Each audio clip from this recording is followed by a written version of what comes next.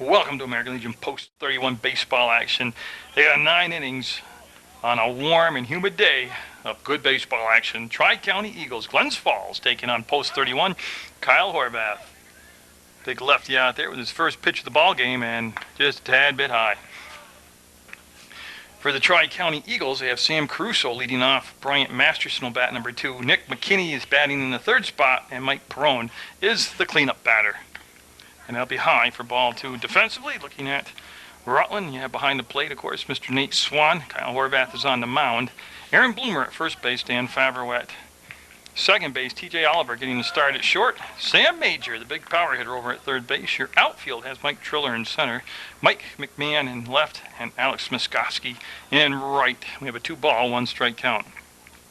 And ooh, that's right off the helmet. And I'll tell you what, he took that and didn't even blink. They're going to check him out on his way down, as Caruso will be hit by a pitch. And like I said, that came right off the helmet, but those, thank goodness, they're so well padded today. And I'll put a runner at first, and Bryant Masterson, who will be the pitcher for Glens Falls, he'll step up to the plate. Post 31 coming in with that 9-win, 1-loss record. And again, this Glens Falls squad, very good competition. There's the move to first. That's not his good move. Again, not a lot of crowd here, but we're working on getting people to these ball games. You go to the Legion website, and also you can get the schedule that way. Also, day of the game, they have it in the Rutland Herald. You can give the Legion a call, or you just come to a game, and then you get the schedule right here once you're at the game. Horvath went breaking ball, got the high strike called, and that'll make it a 0-2 count. He hit the leadoff batter, Caruso, and he's pitching to Masterson now with McKinney on deck. And again, in case you missed the very beginning, 9 innings of baseball today. Hopefully, we'll get that far. We won't have the mercy rule invoked. Weather will not be a problem. It is perfectly blue sky. We're already in the mid-80s. I'll tell you, that was a good pitch with the 2 strikes. And it was a very disciplined at-bat as Masterson held up. He'll work it back to a full, or to a 2-2 count, an even count now. The long look, and he'll go to first base. And like I said, Horvath has a decent move once he applies his best move. That was a little bit better than the first move. And the way this weekend is unfolding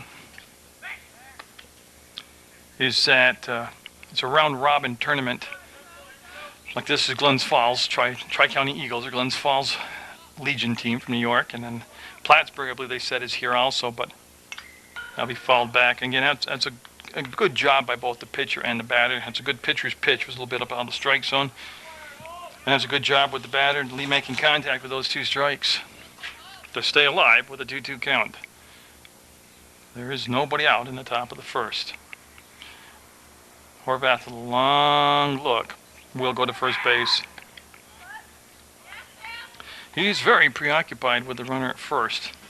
The de Blasio boys are up doing the scoreboard, the mechanics of it, working it. They won't do the announcing. I tried to ask them if they would do the changes in the lineup when they get pinch hitters and new defensive players, but they were rather tentative. I don't know if they're shy. I can't believe that, but they wouldn't do it on air, but they're running the scoreboard today. So after being up 0-2 in a count, Masterson's brought it all the way back to a full count. Bloomer will go to his knees and make the grab and keep the ball in play. Been a good job by Masterson, the hitter, but Horvath, like I said, has been very preoccupied with the runner at first. And that's strike 3, and the runner will take second. Masterson took strike 3 on the corner, and the base was stolen by Caruso. So, you look at that whole at bat, right? And he fouled off a lot of pitches, and he made Horvath, work hard, and he came back from an 0-2 count. And then he took strike 3 looking. Kind of was an anticlimactic end to what was a decent at bat at that point. Now Nick McKinney, the left fielder, stepping in with a runner in scoring position. And then they also didn't even throw down to, or they didn't get the runner at second, so after all that Those throws to first base are just like throwing home plate. That's adding on to your pitch count in my head, making you work. Horvath, a Rutland High School graduate. That's a good stop by Swan as he's able to. Perfect technique. He made himself big in front of the ball and kept it in front of him. Runner, Caruso, stayed down at second base. So Horvath working up a good lather here in his first inning. And boy, real good pitch right there. That rising fastball he's got that natural left-handed motion on that spin that lets that ball ride up and in. Oh, again, this time he went from the outside corner of the last pitch to the inside corner of this pitch, hitting the spots very well here in the first inning. So with a 2-2 count, you see him checking the runner back at second. That's a great stop by Swan. That's a great stop by the catcher, Swan, and that will just go so unnoticed. Yep, that will keep the runner at second base, that play by Swan, the catcher. And for the second batter in a row, Horvath has gone to a 3-2 count. He'll walk him. So he's hit a batter and walked a batter. And Horvath, I watched pitch a couple times this year. He's not a first inning pitcher, I don't think. It takes a while to kind of get into his groove. But that's going to bring up Mike Perrone. Batting cleanup and the right fielder. And this will bring a visit to the mound from the head coach, Kevin Belomo, and catcher Nate Swan.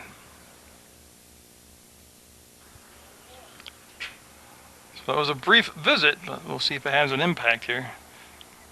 It'll have an impact. It's just a matter of will it be positive or negative here. And that's going to be backed up, and Triller with a great arm. You could see that Caruso started and then stopped and came back. And I got to tell you, Triller can't predict the future, but I would have liked his odds of throwing a runner out at third base. Again, with the makings of a big inning, 2 on, 1 down. You don't want to run yourself out of that inning with a risky play like that. So a good play by Tri-County. Yeah, it was a tad bit off the corner for a ball. So Perrone, the cleanup batter, then Ben Cronin, the first baseman, will be batting on deck. He won't pitch on deck. That won't work for him. Now, I tell you, if I didn't videotape the games, I'd come and do the PA system. Make it like a big league atmosphere. Actually, if they had a wireless mic, I'd do the PA from here while I did the game. I've done that for many sports. In the heydays of Rutland High School softball. But for the playoffs, I would announce the batters, the defense, the changes, plus do the game on air. But they just have a PA speaker below me with a microphone. Did it for lacrosse at Rutland. Did a lot of stuff for Rutland that they just conveniently forgot about and crapped on me, basically. Disgusting, and I'll never forget. It's a shame my tax dollars have to go to not to the kids going to school there, but to the administrators' paychecks. Oh, that's going to be lifted. Triller coming up, and it's going to drop in. And they're going to, nope, they're not going to test Triller's arm. They'll hold the runner at third, so that's going to load him up. So a hit batter, a walk, and a single. And I think this qualifies as a pickle now. So Horvath in a little bit of a pickle with the bases juiced. Pickle juice is what he's got, and Cronin up. Looking for the first run of the game. Not only that, Horvath getting extended in the count here to several batters, also getting extended into the inning. So, like I said, scheduled for 9. I never expected him to throw all 9, but he could have even more of a brief stint today. Not because of his performance, just because of the pitch count and getting caught at the plate but low. So a lefty up, and he will step toward that right field line a little bit. They'll shade a little bit that way. The defense hedges toward the right field line. And that'll miss again. And I'll tell you, worst enemy of a pitcher, just lack of control right now. Balls, walks, hitting batters, not letting your defense make a play, attempt to make a play. And he'll push it to a 3-ball, no strike count. There's already been one visit to the mound, and I would doubt very much, barring a 7 or 8 run inning, that you'd see him pull Horvath. Yeah, and I knew that was coming. And I never understood that as a fan or as a coach or as a player. 3 balls, no strikes. If the pitch is erratic. You know, I shouldn't swing at it, but most of the time it's the best pitch of the sequence, right down the pipe, and I turned my batters loose, and he got a little help right there as that had some slider action on it. I know it wasn't a slider, but he must have thrown that with the 2 fingers, but he got it back to a full count on a nasty pitch to Cronin. Taylor Cook on deck. And I tell you what, I'm impressed early in the ball game with Glens Falls batters' mentality not to watch strike 3 go by. That got a feeling that would have been strike 3, but he fouled it off and going to force Horvath into another pitch here in the count.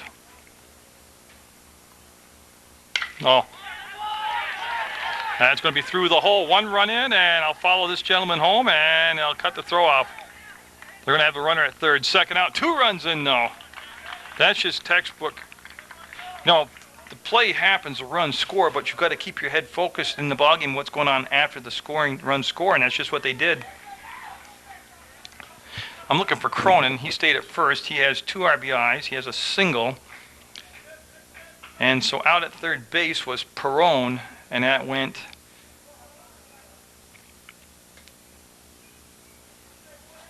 so 2 down now, and Taylor Cook up.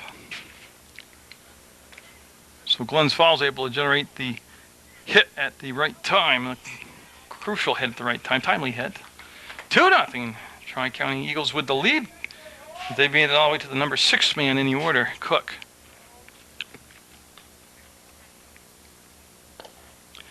Again, Horvath has been around the plate other than when he hit the first batter in the helmet. That was definitely not around the plate.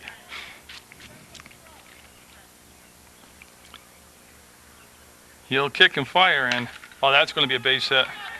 That could be a gapper. Nope, Triller with that great speed will get there. The runner heading to third base, he'll be in there. So the other thing Glens Falls showed me is they know how to run the bases. They're well coached, obviously. So Cronin goes to third, Cook at first, and James Rizzo up. Now some of these names are very familiar to me. When I covered Glenn Carter's Rutland County Royals team, they played a lot of Saratoga, Glens Falls, Albany, Utica, teams like that from the New York area, and Rizzo, and there's Anthony Soprano. Yeah, it's not that Anthony Soprano from HBO series, but a lot of those youngsters played in that. Did they get him? Did they get him? They got him! He got him picked off, and they'll leave him at first base in the dust. But it'll be 2-0 Glens Falls going in the bottom of the first. Leading off for Rutland will be Dan Favreau, followed by Mike Triller, Nate Swan in that number 3 spot, and of course Aaron Bloomer in the cleanup spot. Bryant Masterson, big righty out there, will start things off in this 9-inning game for Tri-County Eagles, and that's going to be a base hit. On the first pitch was up in the strike zone, and Favreau, who's probably batting over 400 this season. And when he's been in that leadoff spot, he has just been a pain in the butt for the opposing teams. I mean, he finds ways to get on base. Right there was an easy way. He got a base hit. Triller now, who's, again, I can echo this all through the lineup. They've hit the ball well, and Triller's no exception to that. So Rutland will force Masterson to pitch from the stretch here to batter number 2 in the order. Kept it on the outside corner to the big lefty, and he'll swing through it. Strike 1. Ben Cronin defensively plays first base for the Eagles. James Rizzo's at second. Stephen Osick is at short. Taylor Cook at third. Bryce Harrington behind the plate. And that throw to first. The runner, Favreau, back well ahead of that throw. Sam Crusoe's the center fielder. Mike Perone's the right fielder. And in left field, Nick McKinney. That's the defensive alignment for Glens Falls. And that's going to be fouled out of play into the almost empty bleachers. I actually took the concession stand, and Mike Grabowski, I think, got woken up by that. He'll pick the ball up and he'll send it back into play. So Triller with 2 strikes on him. Masterson, that one got away from him. And they did throw down. I'm not sure why, but Favreau went in standing up, and he'll stay at second. And I love it. See the catcher looking at his glove after he threw the ball over the top of the second baseman, which is fine. There's no problem. Everybody backed it up, and nobody's perfect. But I love it because whenever a player makes an error, or if it's a shortstop, the catcher, the third baseman, whatever, their first thing is they look at their glove. Oh, what a great pitch he threw to Triller. That could have been a changeup. I don't know what Masterson throws, but with his motion and the way the ball, the pace of the ball was way off. He certainly had fooled Triller. So Swan up now with runner at second, 1 out. That's a big out to get, even though it's early in the sequence here of the batting order. Triller bats number 2 for a reason.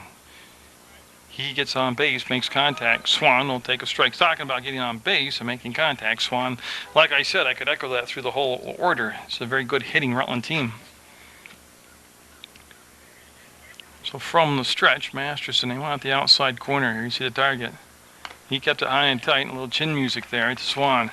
It won't be seen. The only loss in the season for Rutland to this point, the Bellows Falls game. I'm sure it was an oversight, but in the schedule that was given to me, the game was never listed. So I had no idea that there was going to be a game that night. And again, he went to a big old lollipop Bill Lee style curveball that went around the plate and was called a ball. So Masterson throwing a lot of different pitches already, and he's only in the third batter of the order.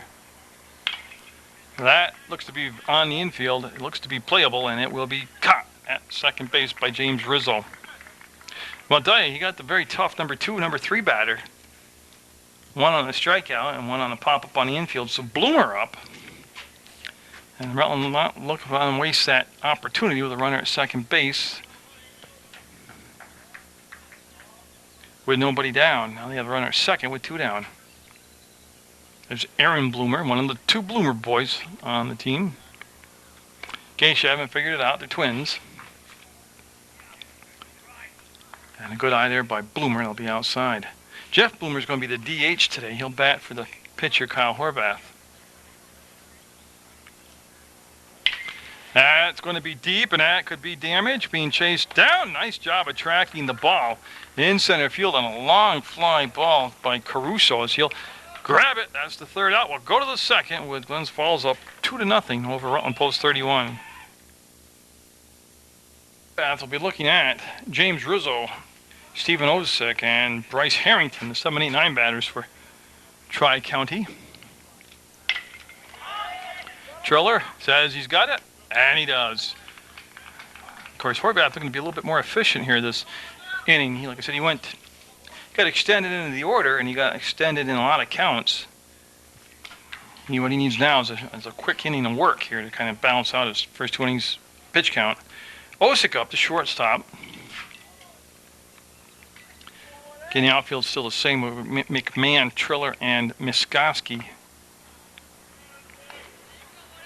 Alex Miskoski, the odd man out in the outfield. The other 2 outfielders are both named Mike. So Sam Major over at third base. TJ Oliver getting the start at short, and it's going to be to Sam Major. He'll pick it up, fire, and yeah. He is an outstanding fielder, but people really think about him more than anything about his power at the plate when he bats. But very solid infielder. So a 5-3 ground out. Now Bryce Harrington up. And again, Horvath having a much easier go of the first 2 batters here. Got a good pop on the ball, Horvath does. You can hear Swan's glove just pop. I can just tell right, even from where I'm in center field, that he's got some velocity going for himself today. And that's going to be a little flare and a base hit. Will be picked up by Miskoski. And so it came out from the fist of Harrington, but he'll have a base hit, and we'll make it a chance now for the top of the order to come back around. Sam Caruso, he was hit by a pitch, and he eventually came around to score a run. Horvath coming to the plate, will miss high. Now I know he's got to be really aware of that runner at first base, but he's got 2 down. He's got to remember that. He can control the third out right here. There's the throw to first. Back safe. He picked the runner off to end the first inning as he picked off Taylor Cook over there at first. But Like I said, he got extended to a lot of the counts in the first inning that drove his pitch count up. Plus, all those throws to first base he had there didn't still wear on the arm. Of course, the coaching staff for Rutland is Kevin Belomo, Kevin Bedard, Rick Battles, and George Bennett. And that will be to a 3-0 count now to Caruso with Masterson on deck. So after retiring the first two batters pretty quickly, he's given up the little single to right field, and now he's at a 3-1 count to Caruso. Horvath sets and given a high strike right there. Well, I'll tell you, we're only in the second inning, but that umpire behind home base has been consistent in 2 innings with the high strikes. Got him! He got him. That's the second time in 2 innings he's picked a runner off. So that'll end the inning. That'll end the threat. And we'll go to the bottom of the second. Rutland down 2-0. Sam Major up with the bases clean. He'll lead things off here in the bottom of the second for Rutland. And the last game that I did here, Sam Major had he didn't get to play the whole game. They took him out, but he had a 2-homer appearance. And a couple of them were tape measure shots. They were long drives.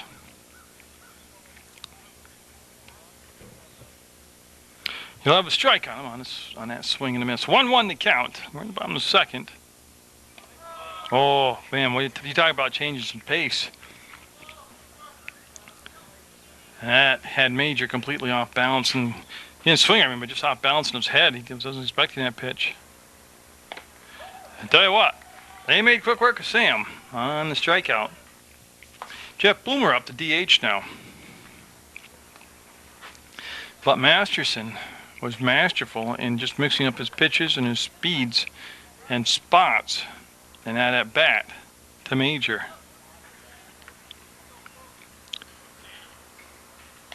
And that'll be too far outside. Yeah, so Bloomer hitting now, and then Muskowski on deck. TJ Oliver and Mike McMahon will round out the rest of the order. That's going to be caught by Masterson. And man, real quickly here, he's got 2 down. So Muskowski up, the right fielder. He's had a very good season at the plate. The game that Major had his 2 home runs in, Muskowski went either 3 for 4 or 4 for 5, but he had a bunch of extra base hits. Just got overshadowed by the long ball. That'll miss. Scheduled for 9. Don't worry about the weather today. Mother Nature is not going to interfere with this game at all. This is a well framed behind the plate by Harrington. It was a strike, but he made it look like a strike. Yeah, you know what I should do too? The next inning I'll go through the whole roster for post 31. Fouled off. Right now, the biggest obstacle, as that ball went down the third baseline and was knocked down by Coach Belomo.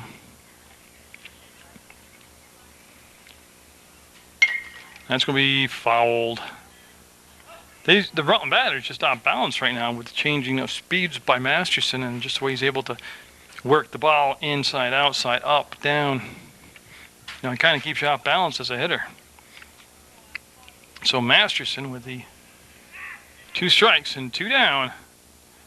He went back to that, I'm calling it a breaking ball. It could be a changeup, but he went back to that slower pace pitch and missed badly with it. It'll be a 2-2 count now. Rutland did have a base hit in the first. Dan Favreau, the leadoff batter, had a single. Got stranded at second base, and that's it for Rutland offensively. That pitch missed, and it'll be a 3-2 count. 3 balls, 2 strikes, 2 down. Bottom of the second, 2-0. Tri-County Eagles, and that's the inning as Masterson pretty much had a decent inning on the mound for the Eagles. Top of the third with the top of the order, Sam Caruso back at the plate. Remember, he was at the batter when they picked off Harrington at first base. Horvath with the one strikeout. That was back in the first inning. He got Masterson, who's the on-deck batter. Got strike 3 looking. And again, he's nibbling as other than the pitch that hit Crusoe in the helmet to start the ball game off. Horvath has been around the strike zone, but just on the edge of it. That will be good, and now make it a 2-1 count. So Rutland right now, kind of like getting into the rhythm of the game finally. Just past Favreau. He made a great attempt as Muskowski will pick it up in right field, but Caruso will have the base hit. And a good defensive effort by Dan Favreau. Now Masterson up. Like I said, he's 0 for 1 today. The other key stat is that the left-handed pitcher Horvath has picked off 2 runners at first base today. Now, will that shorten the leads up over there? I think it would have a tendency to kind of shorten the leads up, you know, just because you've laid out not only your reputation, but you've done what you said you can do. You've picked off runners at first. That pitch fouled straight back. So Horvath will have a 1-1 count to work with, and glancing around that defensive alignment, Major, Oliver, Favreau, and Bloomer on the infield with Swan the catcher. That's a foul ball right out from the foot of Masterson. Muskowski, Triller, and McMahon in the outfield.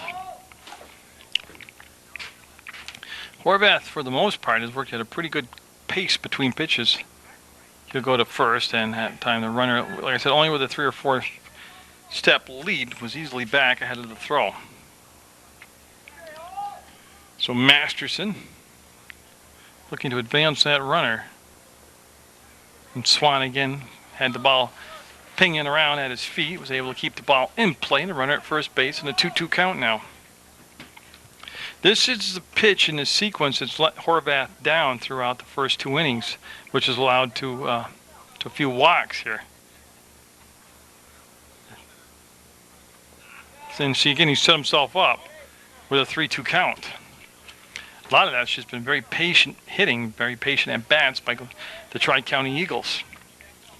But when you're 2-2 in the count as the pitcher, it's on that pitch. That's where you want to make it. He's got another one picked off. They got him in a pickle, and Bloomer, as Oliver will pump fake it and tag him, and yeah, he is gone. And I'll tell you what, Horvath bailing himself out in this ball game through 3 innings with his ability to get the runners leaning. So he picked a runner off Cook in the first inning, picked off Harrington in the second, and picked off Caruso here in the third. Now Masterson with a full count himself will allow Horvath to go back to the full windup. Struck him out! That's the second time that Masterson's gone down looking at strike 3. Now Nick McKinney up. He walked and scored the second run of the ball game for Tri-County.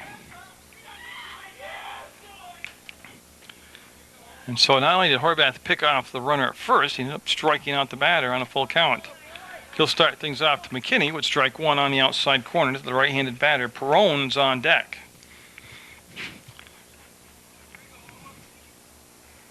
Again, to this point, Horvath getting the job done. It's just been a little bit grittier than what Masterson's been doing for Glens Falls, or Tri-County. To me, they told me it's all the same thing. Again, Swan will scoop it on the short hop, and that'll push it to a 2-1 count. On a warm, warm July day. Foul ball. So Horvath, like I said, with just the 2 strikeouts, both came against Masterson, could end the inning right here and face just 3 batters if he can get McKinney.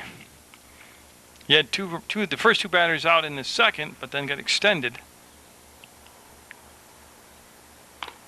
And he'll miss. And again, there's that 2-2 count. He missed. Now puts him in a 3-2 hole. Now he doesn't dictate the count anymore. So the lefty firing away will miss, and that'll be a walk to McKinney for the second time in a row. McKinney walks, and now Perrone up. He had a single his first time up. And remember, he eventually was forced out at third. So Swanigan coming out this time solo. He didn't have the coach out with him. Swan, the catcher, very smart catcher, talking to his pitcher, Horvath. And Horvath will go back to the stretch, and been his best defensive play has been his move to first base so far this ballgame. We're almost a third of the way through it. That's ripped through the hole, and you can see McMahon will misplay the ball, and that's going to allow the runner to go to third base, and he'll be there standing up. And Rutland tossing the ball all around now as they miss the cutoff. It'll roll into the pitcher, so second and third as McKinney able to advance. So that's a single and then the error. And Cronin up, he had a single that led to the 2 RBIs. And again, Horvath able to get unconventionally, got the first 2 batters out. Remember, he picked off Caruso. But here he is in a bind again. Getting extended into the inning and into the counts. That pitch missed high for a ball. Okay, so we're already in the mid-80s temperature-wise. It's going to be a smoker of a day. And that is the second batter that he has hit in the helmet, even though that time the batter ducked down.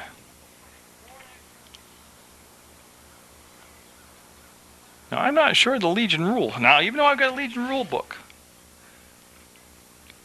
if he hits 3 batters, is he replaced on the mound?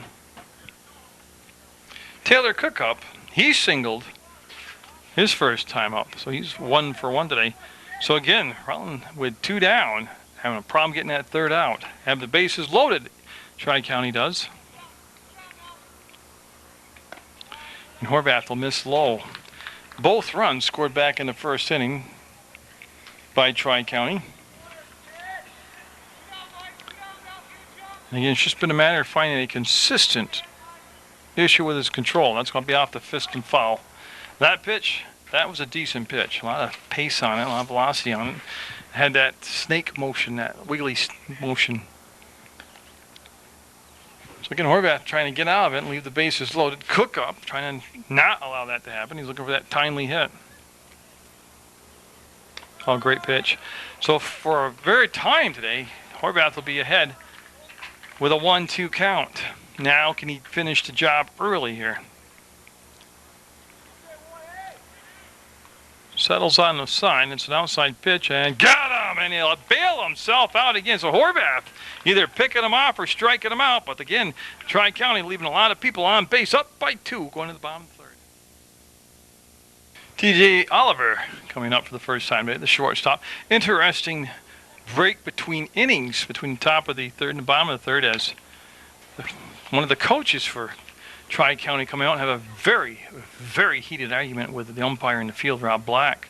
Now, he was a lot of finger pointing and kind of fired up he was. Now, I'm not sure if he's complaining about the pickoff moves to first, the batters being hit, or what his issue was, but he was certainly fired up. We'll see how that lays out the rest of the ball game.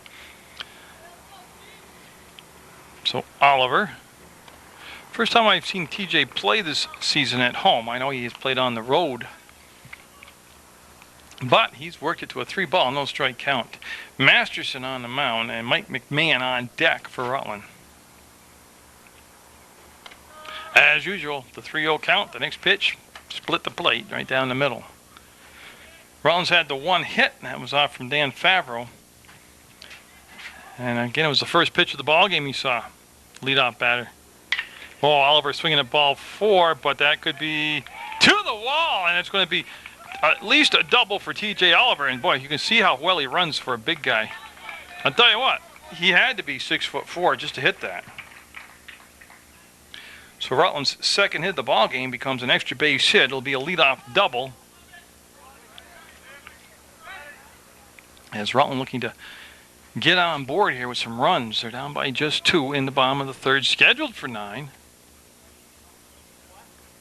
They show bunt, and they are bunting, and that's going to get the runner to third base, and the runner will be safe at first as Masterson, kind of a casual attempt at fielding the ball. And that will bring up Favreau, so McMahon will be at first. So runners at the corners for Rutland. First time today they've had multiple base runners on.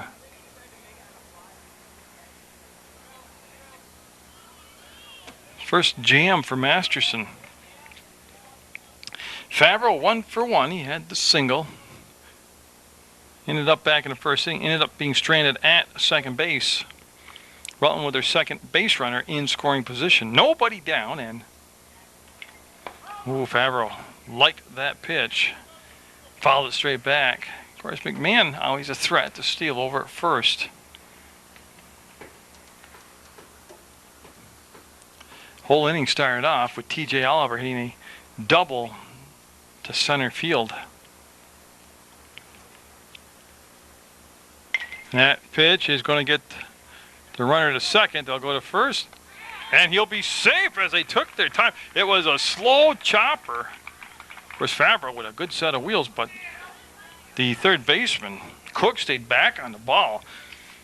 And then it was just, I know he wasn't, I don't want to say indecisive, but you could just see him really wanting to go to. The runners bothered him on base, and that showed in his throw. So Triller coming up with the bases juice. So post 31 with a glorious opportunity to get right back in this contest. If not, tie it up, take a lead here. They have the bases loaded, nobody down. In the bottom of the third, and they're right at the power part of their order. Triller, Swan, Bloomer, Major, Bloomer. There are a couple of Bloomers in the lineup. It's not me repeating myself. Boy, and Triller, that was heat. That was probably one of the hardest pitches thrown by Masterson today, and Triller just couldn't catch up to it. Triller 0 for 1. And if you're Rutland, first you want to do and foremost is make contact here. Tell you what, that was a very disciplined at bat that right there by Triller. As you saw the fastball the pitch before, and this time he came back with the off-speed stuff. That's almost the pitch that Triller struck out on. And I'll tell you what, those horizontal foul balls, ones that go straight back, level, you are just about on the meat of it with a sweet spot, and Triller just missed cranking that one. So a 2-2 count to center fielder Mike Triller with Nate Swan swinging the bat on the on-deck circle. Rutland, what they want to avoid is hitting into a double play here. Just missed.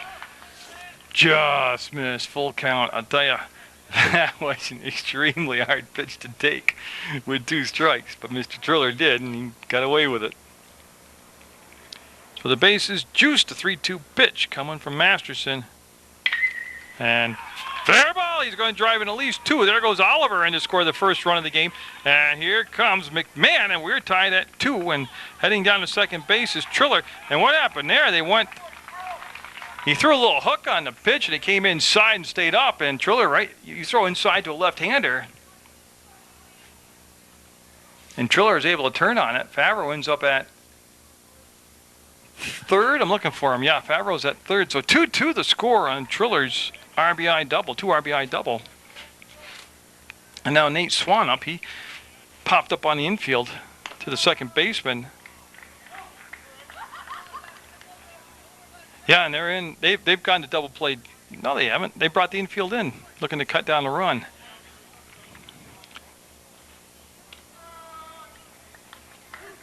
Tell you, it's an unusual alignment. They brought the shortstop, second base, first baseman in on the grass, left the third baseman deep at the corner. There is nobody down, and it's 2-2 the score. And Masterson will miss high, as Swan knows that strike zone very well. Very disciplined batter, Swan is. So this unfolding into a real good ball game. Oh, just couldn't catch up to it. That was nasty stuff. And Swan will become the first out of the third inning. And now Aaron Bloomer up. He flied out to center field. Remember Sam Caruso able to chase the ball down. Made a nice catch on a deep drive by Bloomer.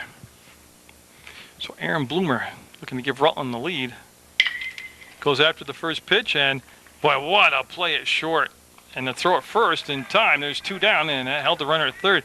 The shortstop over there, Osick, sliding to his right, made a heck of a pickup on a ball headed for the hole. And now Sam Major up. He struck out his only time up. He's 0 for 1. So again, this would be a moral victory for Glens Falls if they only give up the 2 runs after having the bases loaded and nobody out.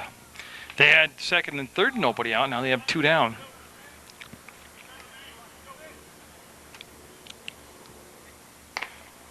See if Major's not as anxious. He was a little impatient in his first at bat, I thought, which means nothing. Oh, that went right down the power zone for a strike. 1-1 to count. Scheduled for 9. I hope you settled in, got a cool beverage and a comfortable spot to sit, and the Masterson's going to have the coach come out and have a chat with him. First visit to the mound of the ball game to Masterson. And they're going to call it outside, and the catcher turning around and questioning the umpire. So Harrington thought they had it. Want to know where the pitch was. 2 balls, 1 strike. See if this forces him to come in with the fastball. He did, and that pitch not far enough away. As you can see, the good hustle by Bryce Harrington to chase down that pitch that was high and out of the strike zone. So we'll go to a 3-ball, 1 strike count to Sam Major with Jeff Bloomer on deck.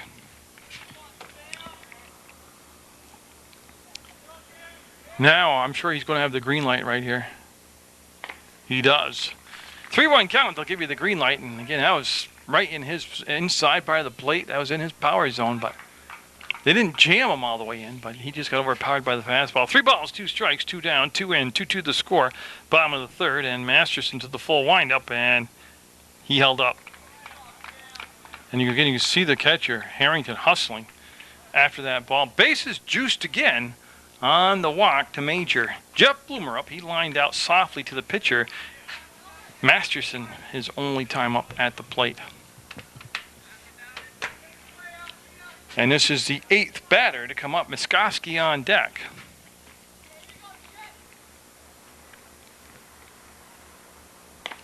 Right down the tube. Strike 1. This inning started off by T.J. Oliver. He had a leadoff double to center field. That's going to be down to short, and there's the play. Boy, is he smooth. That's Osick. Picked it up on the fly, grabbed the ball, stepped on second, forced it out, but Rutland will tie it up, heading into the 4th inning of play on Munger Vision. So Horvath given a clean slate to work with. Strikes off with strike 1. James Rizzo at the plate, flying out to Mike Triller in center field back in the 2nd inning. Stephen Osick, that slick fielding shortstop on deck, and then Bryce Harrington, the catcher. And you see Swan making the catch. 1 ball, 1 strike. Again, don't forget, you can always go to www.pegtv.com. Click video on demand. You can watch Munger Vision Sports or any sports on Peg TV anytime, anywhere in the universe, free of charge. And I stuck in at other sports because I watched the Proctor Barstow game that I don't know the name of the lady that did it, but the young lady did the game for Peg TV. And like to see that, a little more involvement in the community in it, and she did a nice job. Hopefully she'll stick with it. So Horvath with yet another walk issued, and it's time to lead off batter in the top of the 4th. Like I said, he's had a gritty performance. He's picked off 3 base runners. He's had the bases juiced a couple of times, able to get out of that, usually by striking out the batter, but he's making it hard on himself here. Osick. Here's the move to first, and the runner this time not a big lead at all. I'm sure those 3 pickoffs have something to do with that. So Horvath working himself into the 4th with the lower 3rd of the order up. Pitch a strike. Runner didn't go. They squared the bunt, and I don't know if he just actually missed the ball or if they just want to get the infield shifted around defensively and take the bunt off here.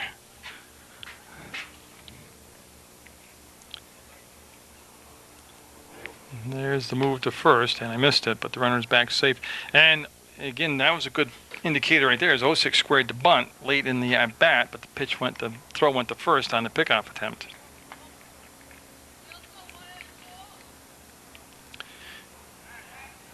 Now, a lot of it could be they want to see what the batter is going to do, and the call's coming from the dugout to Swan, the catcher, to call for the pitch out.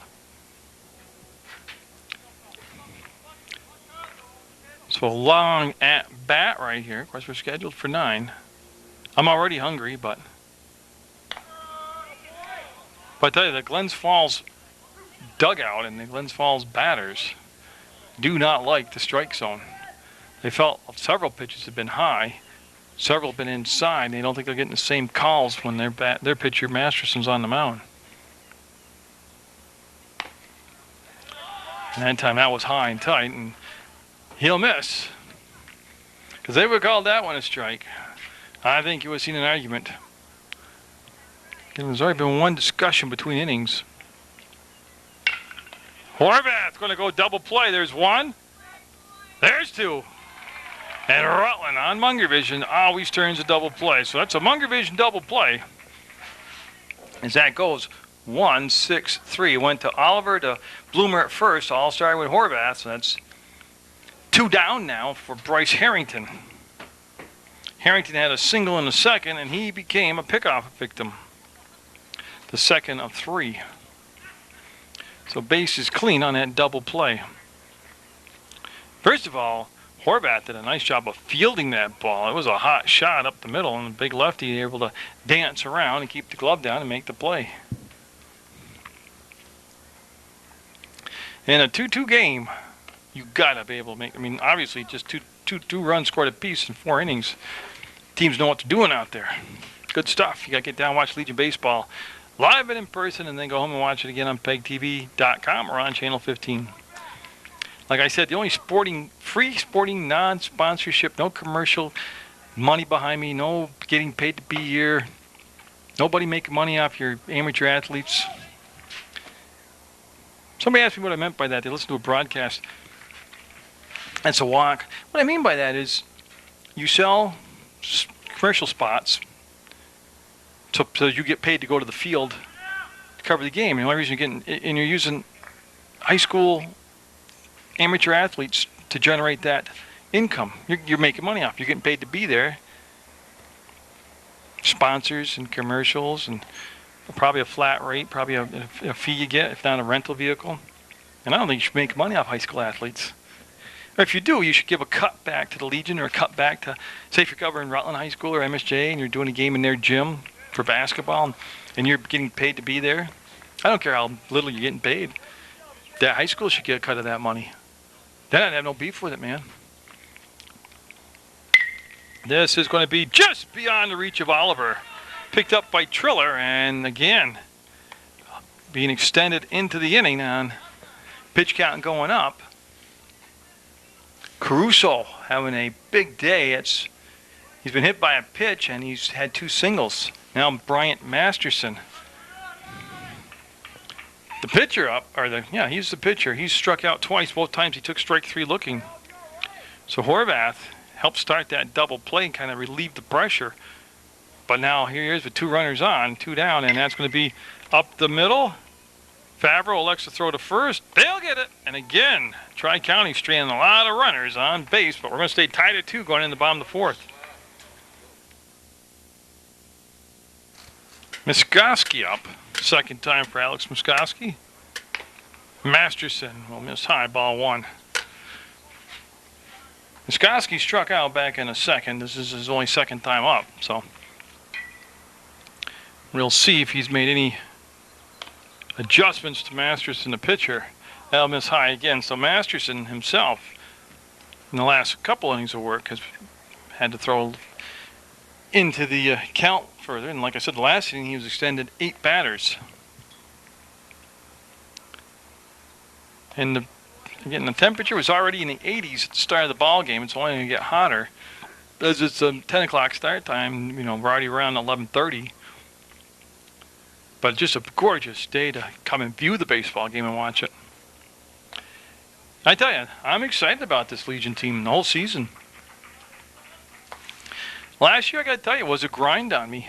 And, you know, a lot of it just could have been me. But I'm coming to the games pumped up, got a good team, good attitude. I'm getting my lineups from no problem at all. Everything's kind of harmonious. It's good. It's good. TJ Oliver up. He had a double his only time up. There's a throw to first, and Muskowski back. Masterson's best move to first was right there, what we just saw. I like where he delivered the throw, too, right down where the tag would take place. And so Oliver showing bunt and staying with it. And they're going to throw down and safe. And yeah, and they're going, yeah, this is going to be an argument. Here we go. Yeah, he's going to come out. He's argued all, he's already had a talk with Rob Black once. He was talking to the home base umpire about, I believe balls and strikes.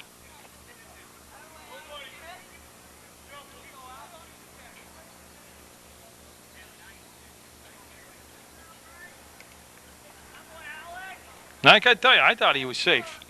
The angle I had was from behind, and you could see the tag was put on his lower half of the Muskowski's body, which means he'd slid past him to second base. So it's getting a little tense out there. Not that my opinion matters, but it looked like the correct call from the angle that I had, plus I zoomed in on it. Yes, it was a close play.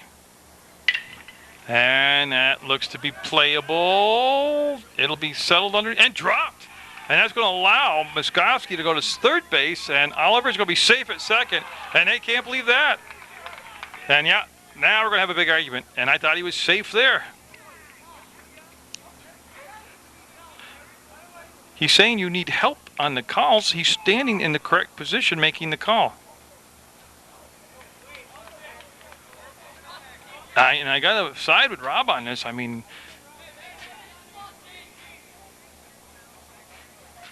yeah, and he just told the second baseman that's enough, no talking. It's one thing that they give the coaches that much leeway to come out and discuss or argue with you, but the players won't be tolerated to do that. So Oliver, as the fly ball dropped, ends up at second. Muskowski goes to third. Masterson, this qualifies as a pickle. Second and third, nobody down. I got a feeling before this is over, Rob Black's going to eject somebody from that Glens Falls dugout. That's a good pitch by Masterson. That's Mike McMahon. He reached on an error his first time up. An error by Masterson, the pitcher. And that'll be foul. And one of the rare calls here in this inning that nobody argued about. I thought Oliver was there ahead of the throw. I thought Muskowski was there ahead of the throw. I have a much better angle that you can view than what the coach in the dugout has. Remember, he's sitting down in the dugout and back. And he's looking across through the fielder's body on the tags. Channel 15, Munger Vision, bringing you the best angle for the game. Who says baseball is like watching paint dry and there's no emotion in it? Of course, it's a great game, baseball is. Believe me, I've watched a lot of dull football games and dull basketball games, and of course there's your share of dull baseball games. But overall, I think it's a great game. It's a great game to call. With my no budget, I have no budget to bring you this stuff. It's probably one of the two better one camera shot. You know, you shoot one camera. Well, I miss stuff, and it's not crystal clear. You know, but I'm using the camera back from the Stone Age, and that was just a great pitch. As he'll get McMahon on the strikeout. 5 strikeouts now for Masterson. Top of the order, Dan Favreau up. He's singled twice. Single here, and you're going to break the tie. Possibility of 2 runs. Also, at least a single would definitely be at least 1 run. So Masterson, right at the, getting right into the tough part of the order now. That's going to get the job done, and more, and more, and more, and that's going to carry. You can see that Muskowski with Oliver right on his tail and Favreau. Now here's the connection there. All 3 Burton players. Either past Burton players or just current Burton players, but that'll be a 2-run double. That'll make it 4-2 Rutland, and that'll bring up Mike Triller. Favreau's just been red hot from the start of the season at the plate, and he has never cooled off. Triller up, he drove in 2 runs with a double back in the last inning himself. That is a heck of a bunt, and that's going to be a fair ball. That's off from the catcher. That was kicked in play by the catcher in fair territory by Harrington. And it doesn't matter if it goes out of play after he touches it. It was touched in play, and he will be over at first base. And I'm looking for Favreau. He should be at third, and he is. Nate Swan up 0 for 2 today. So Tri-County, they got a little rattled because they're not agreeing with the umpiring, either in the field or behind the plate, and they're kind of a little out of focus right now.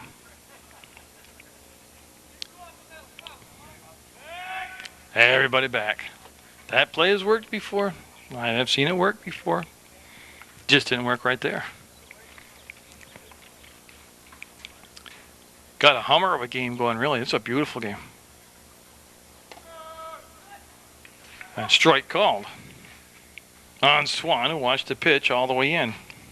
The 6th batter here in the 4th to come to the plate for post 31 on Munger Vision. We give the option at PEGTV of watching the game on the internet, on the computer, or you can turn on the old-fashioned television in the comfort of your living room or bedroom and watch it on TV. We're the only sporting service, free service, that offers you that. And again, there was questioning on that call being called a ball. There's the throw to first, runner back. I like the slap tag over there by Cronin. He kept his head up the whole time. He reached behind and made the tag as he was watching the runner at third in case he broke. Swan, the Rutland catcher, got a piece of it but fouled. The runner was off and going on a straight steal, and they'll send Triller back to first base now. Aaron Bloomer swinging the bat on the on-deck in the on-deck circle.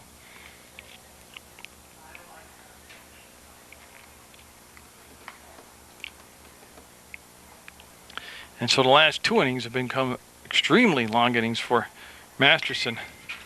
That's going to be a charged ball. Osick will let the run score. He'll get the out at first. And they did call him out. I want to make sure.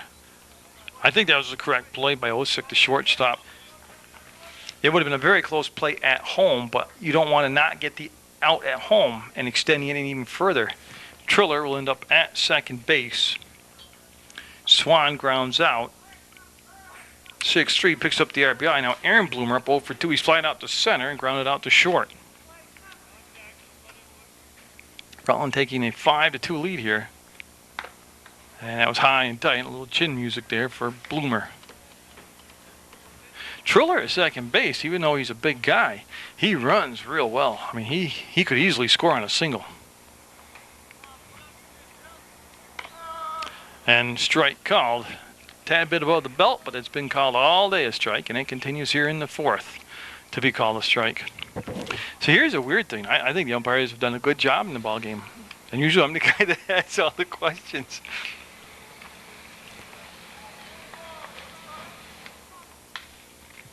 And that will make it a 2-ball, 1-strike count. We're in the bottom of the 4th, going to go at least 9. Tri-County Eagles from Glens Falls taking on post 31 on a sun-drenched field at beautiful St. Peter's Field on Munger Vision. You either love Munger Vision or you hate it. It's just one of those. It's like that in my regular life too. You either can't stand me or you say what a good job he does. That'll be a walk. So again, searching for that third out. As Sam Major coming up, there'll be a meeting on the mound. He has struck out and walked. And Triller going to go down to third. Got him. He's out. That's the inning. It was a big inning for Rutland. It'll be 5-2 post 31 with the lead going into the top of the 5th.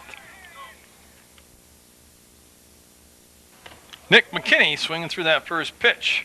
McKinney to be followed by Perone and then Cronin. That's the 3 due up. And McKinney today has walked both times he's come to the plate, and he has scored a run.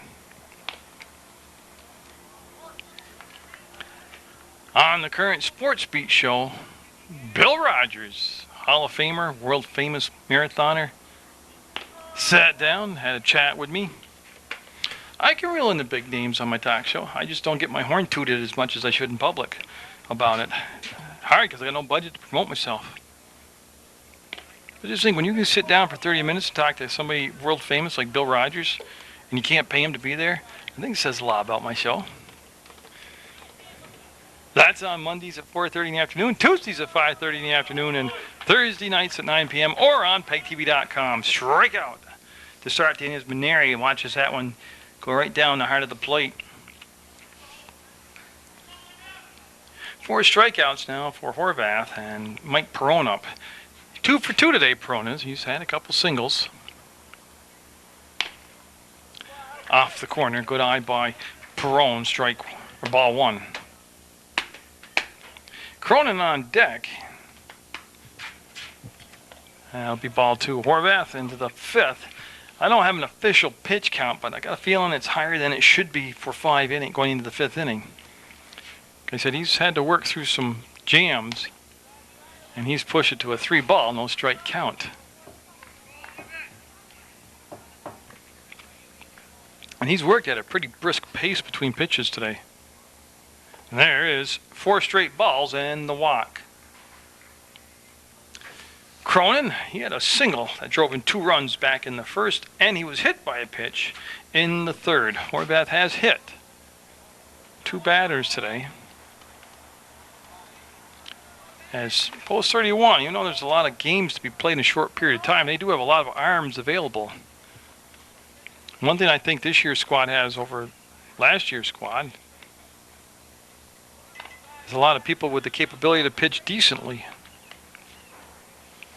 Do I think they have like a big stud who you say, oh my God, I don't want to pitch against, face him to bat against? He's like a 20-game winner.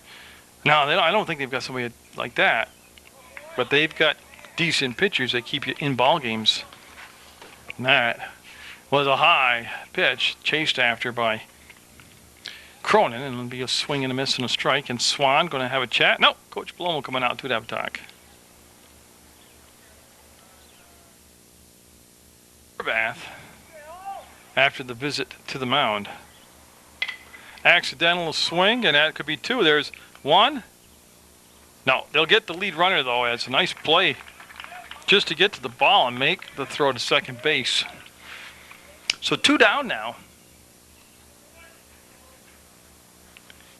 Fielder's choice for Cronin. Taylor Cook up. Singled in the 1st and got picked off later on, then struck out in the 3rd.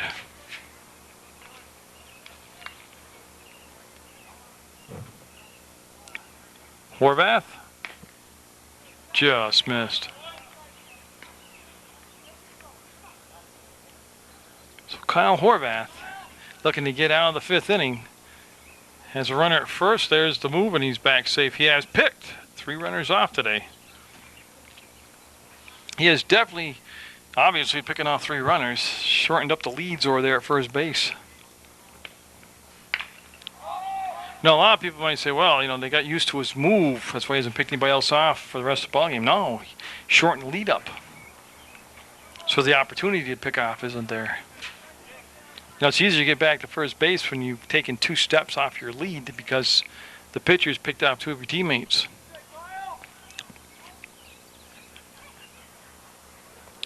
And that's going to let the runner get down to second as they have a problem locating the ball. Horvath will actually go get the ball himself, the pitcher. So they'll put a runner in scoring position with 2 down on the wild pitch. So Taylor Cook looking to do some damage here and cut into that 5-2 Rutland lead.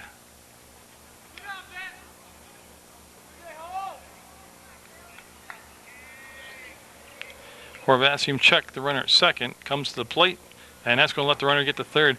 Horvath tiring right here. He's thrown a lot of pitches today. But right now, just the mental mistakes he's making. Me personally, I'd get away from that breaking ball right now. You're looking for the 1 out to end the inning, get you in the dugout.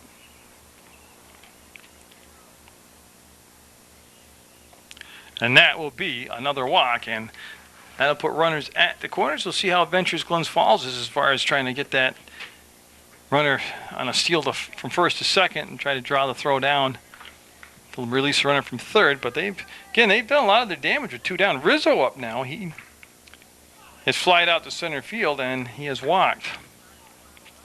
See Swan step in front of the plate and give the defensive indication of what the alignment will be. Horvath struggling a tad here late in the 5th. First pitch fastball, strike called. He'll be up in the count. I think sometimes younger pitchers, I'm talking about an 18 or 19-year-old kid, he's young to me, they just mess around too much with the breaking ball. Right there's a breaking ball. Plus, he's had a couple breaking balls come up short that Swan couldn't handle that allowed the runners to move up. You got a runner at third with 2 down. Stop nitpicking.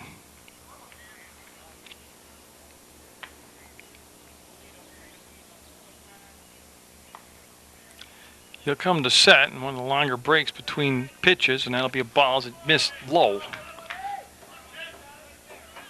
Oh, I know Rutland wants to get him through the inning before they make a change. I got a feeling, and I could be wrong, but I got a feeling we're watching his last inning of work here. Throw to first, and the runner will dive back ahead of the throw. Don't forget, even though we're only in the 5th, he's got the heat to contend with, but he's had some long innings of work.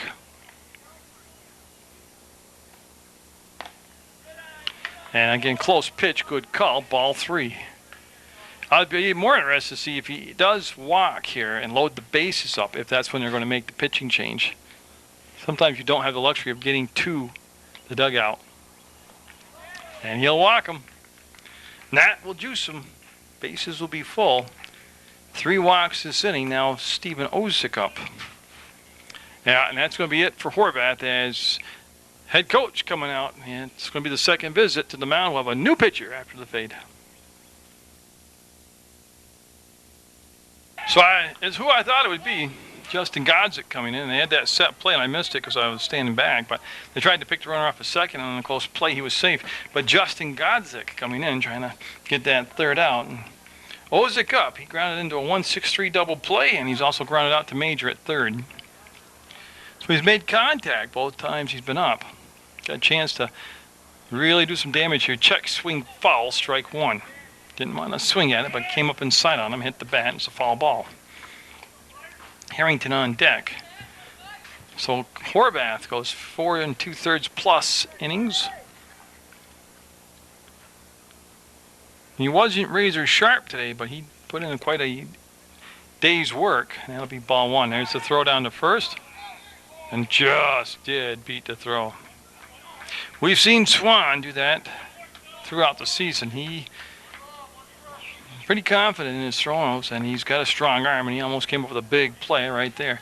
Glens Falls has had base runners in scoring position all day long, and have only been able to come up with the 2 runs back in the first. Yeah, and I'll tell you right now, the thing that doesn't worry me, but Godzik, in the start he had here that I videotaped, took him in an inning or 2 to kind of get comfortable. You don't have that luxury right now. You're coming in, bases loaded. Boom, you gotta deliver right now. And he's gone to a 3-ball, 1-strike count with the bases loaded, nowhere to put him, and obviously a walk means a run.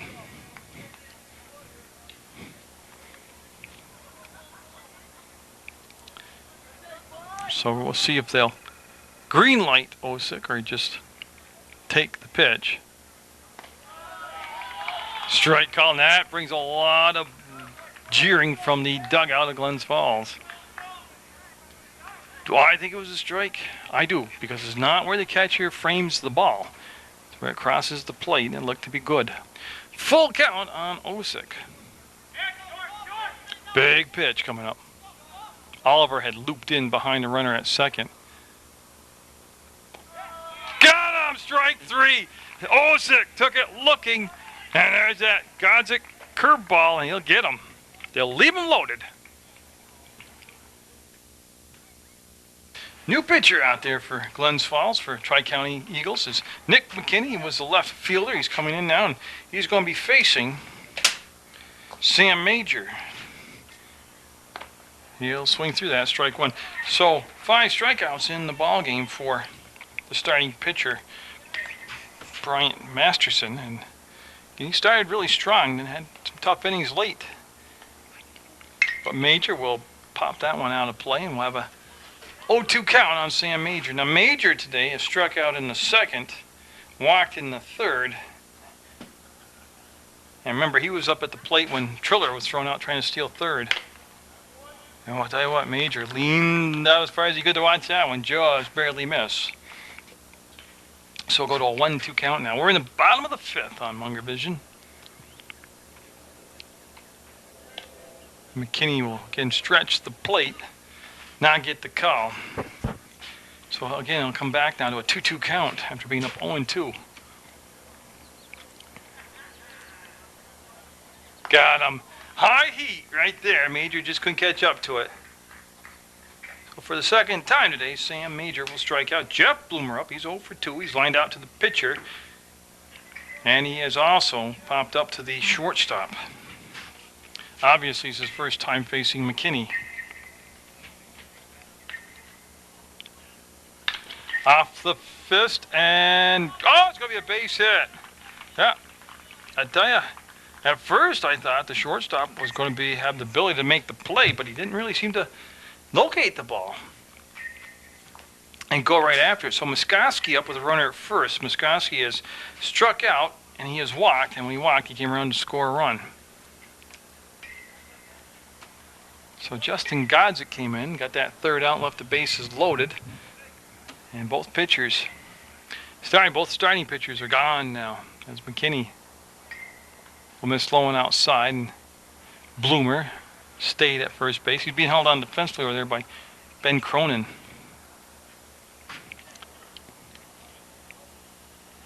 Now I haven't picked up who the new left fielder is for the Tri-County Eagles. That's going to be a base hit. That was a solid shot up the middle as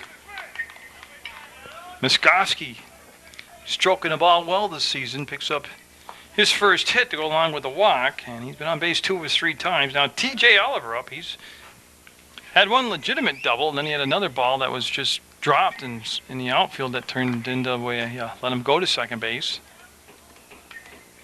So he's been hitting the ball, though, with some authority. As McKinney, first inning of work. And, oh, that's just a nasty pitch to a right-handed batter. Put it at his knees on the inside, and Oliver swung over the top of it. Oliver, quite a stud. He's a big athlete, and seems like he's been at post 31 forever. But remember, he came here as a freshman. Tony Sorelli saw him play and thought he was going to be a special player, and he has been. I should say, then coach Tony Sorelli. That's the short. Osick will bobble it, and yeah, everybody's going to be safe. So an error on Osick, and he had made more difficult plays than that one, but sometimes it's those routine ones that get you. So I have that unofficially as a team, 3 errors on Tri-County. Now Mike McMahon due up. He reached on an error back in the 3rd and struck out in the 4th. He has scored a run. I don't believe that's McMahon, though. Could be. Like I said, the de Blasio boys are doing the scoreboard, but they refuse to do the PA system. And that's going to do a lot of damage. That's going to score at least 2. As you see Muskoski coming home with the run. And the ball backed up right there as I need him to turn around. It is McMahon, so he delivers.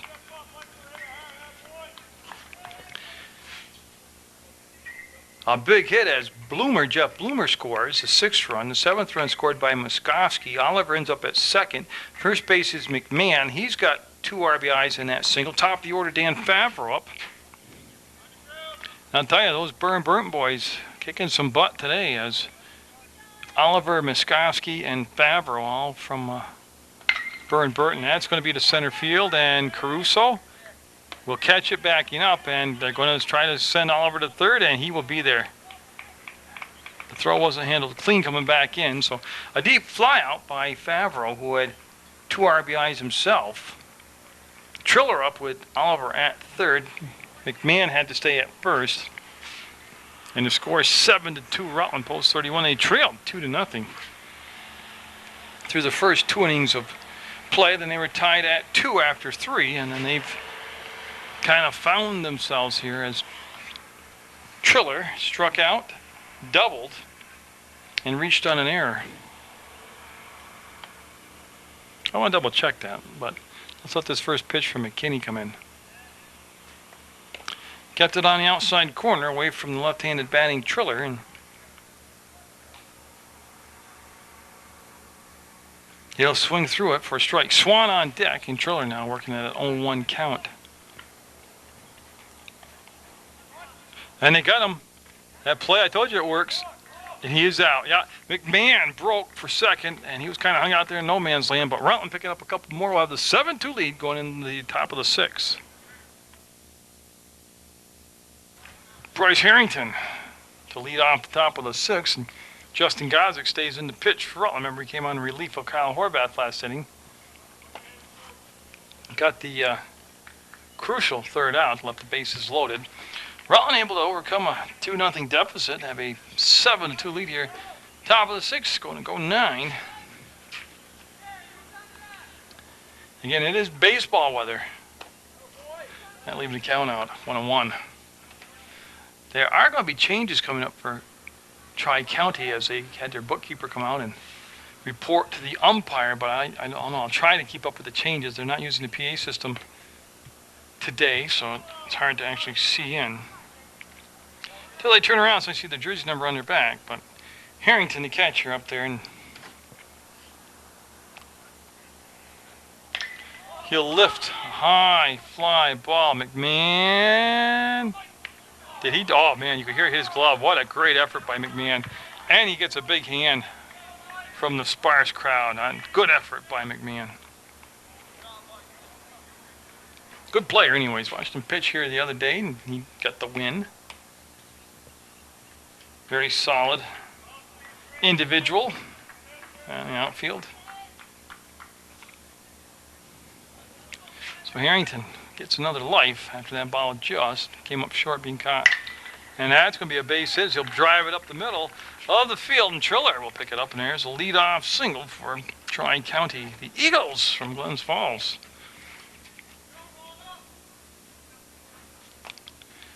So Harrington today with a couple singles. He's also walked, and now top of the order, Sam Caruso up. And Caruso's, well, you can see why he leads off top of the order. He's done a good job of getting on base here today. He's got 2 singles, and he's also been hit by a pitch. He's played a very solid center field. Throw to first. I was late getting there, but the runner got back safe. Godzik looks in, and I see where Swan slides. Swan on the outside corner. Starts him off with a fastball, and he'll be fouled back.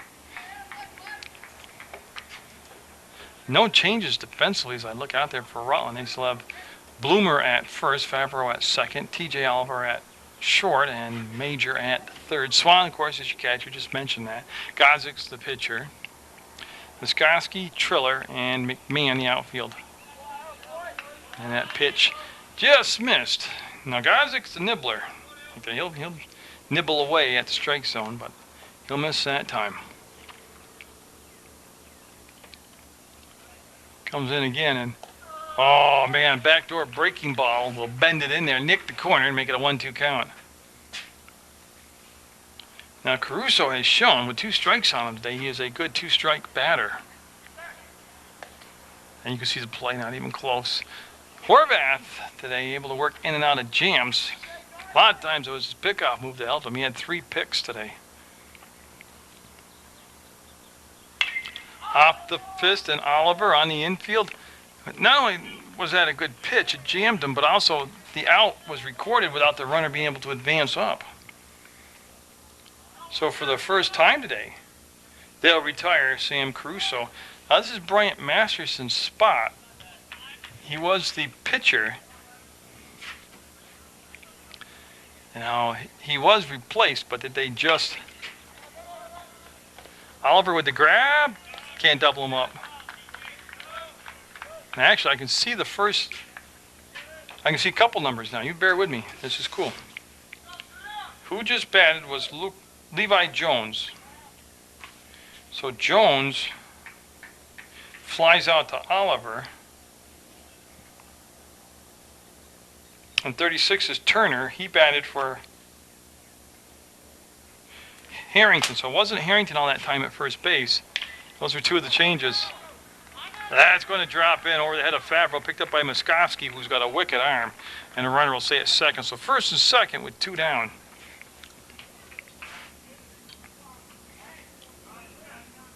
So there you go. That's the changes they were talking about in the order for the Tri-County Eagles, and it should be Mike Perrone up right now. Now, I don't think it looks like him. Plus, I don't think it was left-handed batter, but strike call. Oh, a lot of pop on the ball right there. Now, it's definitely not Mike Perrone. I think it's Dave Gorey, but I'll have to wait and see. It's either Anthony Soprano or Dave Gorey, but it's a pinch hitter at the plate for South Glens Falls. And also it could be J.D. Jenkins, because I can see a number 2, but I can't see the other digit. So I took all the people who end in 2. And that'll miss outside. So 2 down and 2 on. A very familiar theme today for Glens Falls. They've had 2 outs and multiple base runners on several times and really not come through when they needed the big hit. So far, it's been missed opportunities for South Glens Falls. It'll go to a 3-ball, 1-strike count. And again, Godzik nibbling at the strike zone. Cronin due up next, if it is Cronin. This is where I miss Steve Shortle Sr. and Nicole Densmore doing the PA system, telling me the new who's at bat, who's pinch hitting. And that became a walk, and that's going to load him up. I don't think Godzik's throwing enough fastballs. Of course, who the heck am I, but he's got the bases juiced right now.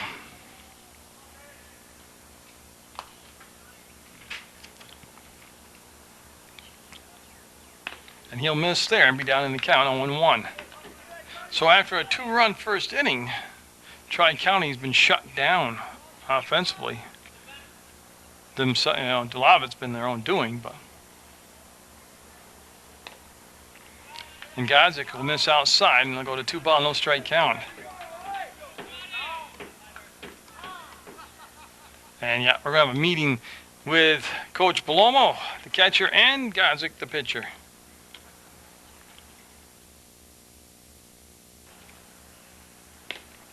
Off the plate, 3 balls, no strikes, nowhere to put them.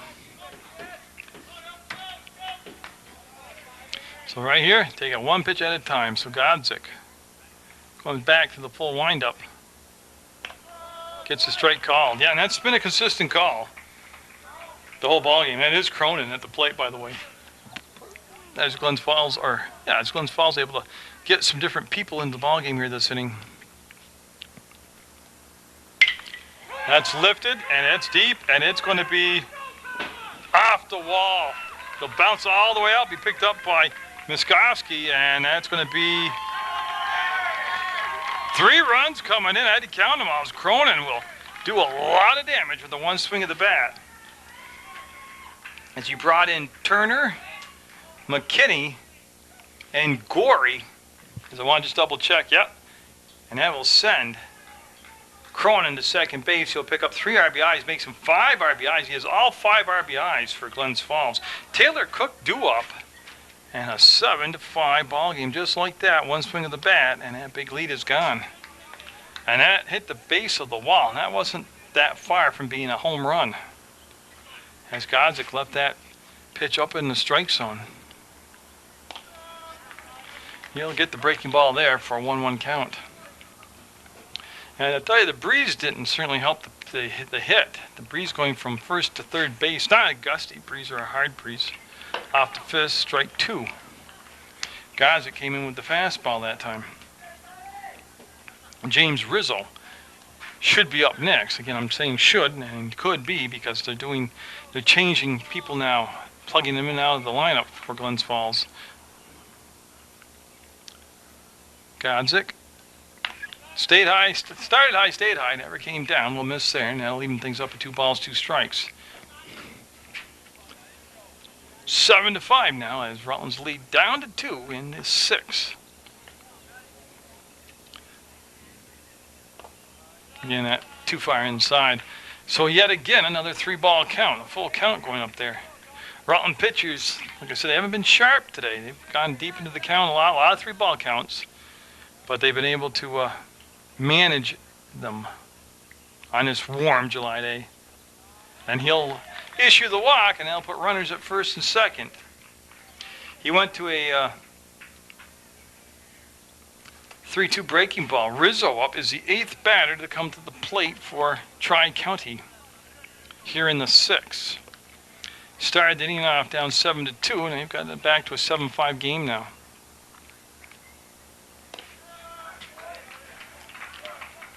And that's J.D. Jenkins over at first. So Jenkins hit for Cook. As I'm catching up now. Oh, pulled the string on that. Got him. Oh, they said he's safe. I missed it too. I'll tell you, Adaya's out by a mile. But I guess things are starting to even up a little bit. So Glens Falls very happy with that call. No argument from them. Yeah, I got herky-jerky on swinging over there, but fouled into the screen and off the roof of the dugout for post 31 down that first baseline. Got a lot more post 31 action coming up for you on Munger Vision, PEGTV Channel 15 Sports. I know I'll be back here Wednesday as I get back to league games.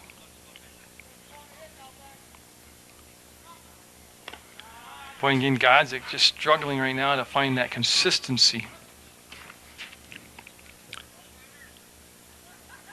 3 runs in so far in the 6 for Tri-County. And that's what I call a nibbler. See, that's nibbling to me. 2-2 the count. This is his spot in the sequence of pitches.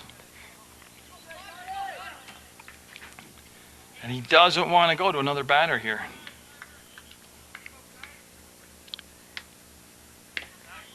But he'll work it to a full count now. It's a good at bat by, well, I think it's Rizzo, but it could be a pinch hitter. So big pitch for Godzik. It could be his final pitch of the ball game, if it's a ball. He got him. He went back to the breaking ball and nailed him. But again, 7-5, Rutland with the lead going into the bottom of the 6.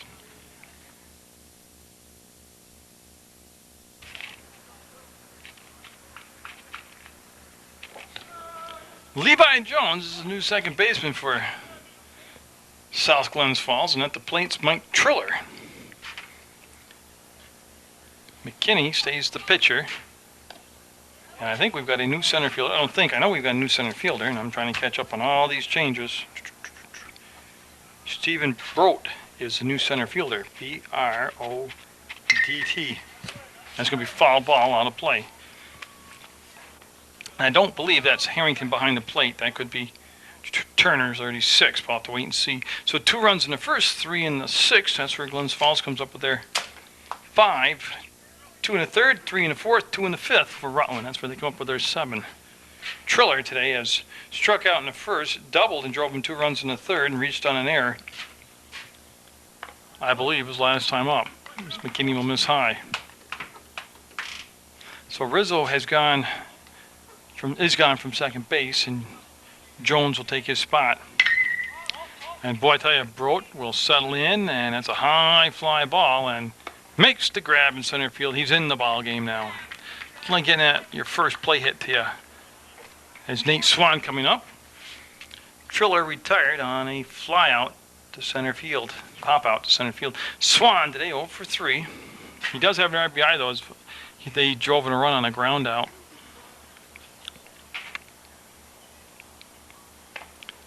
And McKinney will miss high on that first pitch. Been a very good game to watch, I'll tell you that. I've enjoyed all of it, and that's going to be on the infield, and the shortstop, Osick, will make the grab, and 2 outs very quickly here for McKinney.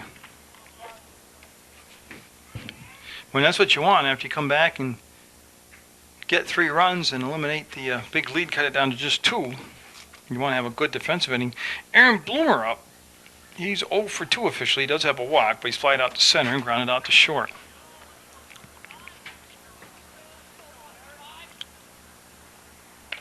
He'll take that fastball right down the heart of the plate for strike 1.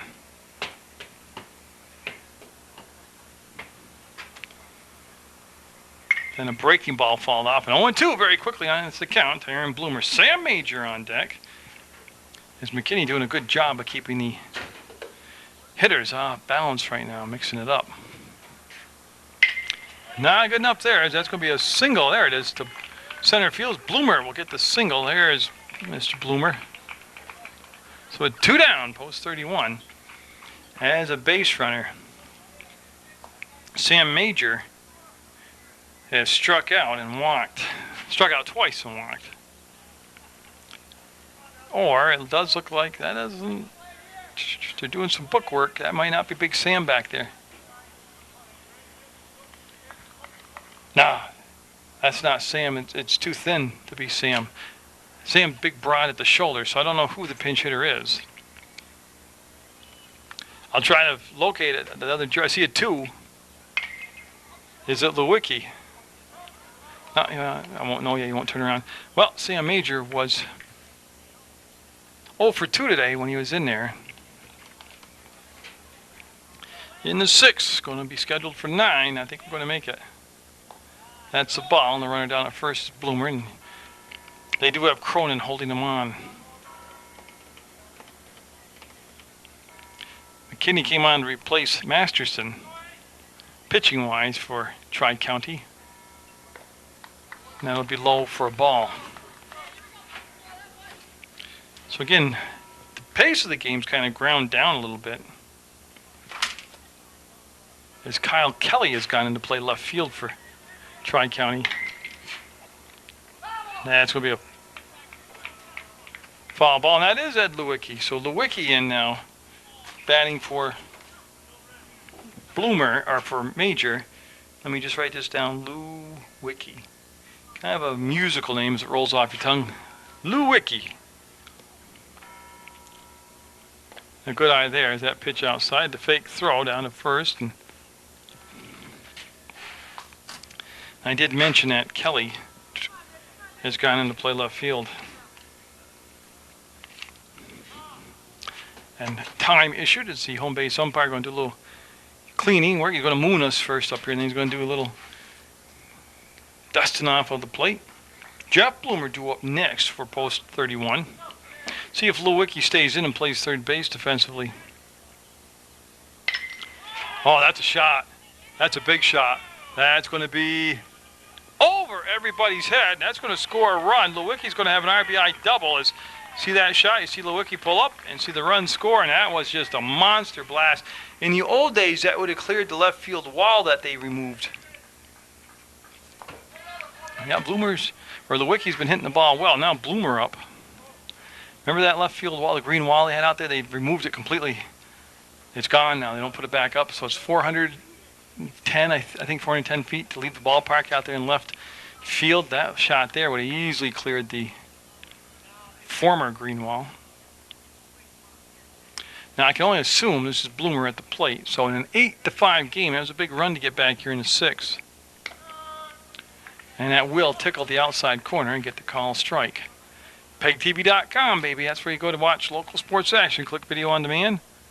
Or you can stay right at home in your living room or bedroom, wherever your TV is, wherever you choose to watch it. And in the comfort of your television set, just watch Channel 15 Sports. That's a great 2-strike swing.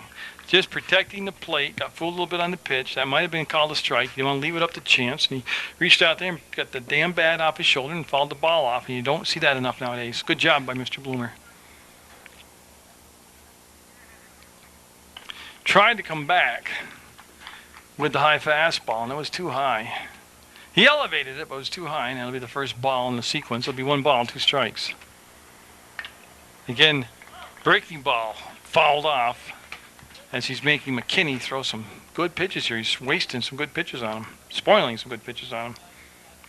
Muskoski in the on-deck circle for post 31. That's got a chance to be caught by Brodt, and he will make the grab, but Rutland able to come up with another run. They'll have the 8-5 lead going into the 7th inning of play on Munger Vision. It should be the shortstop, Stephen Osick, up.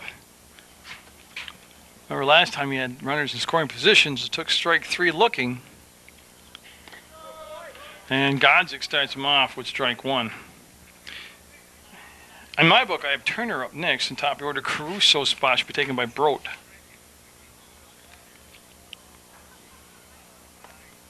That will miss, and we'll have a 1-1 count.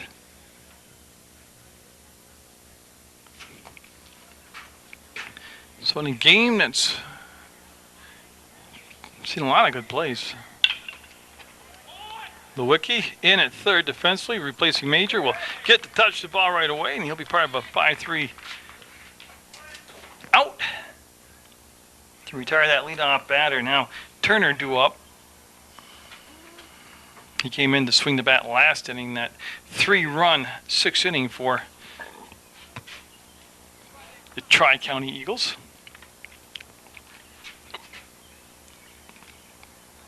Godzik with a long look. His set, ball 1.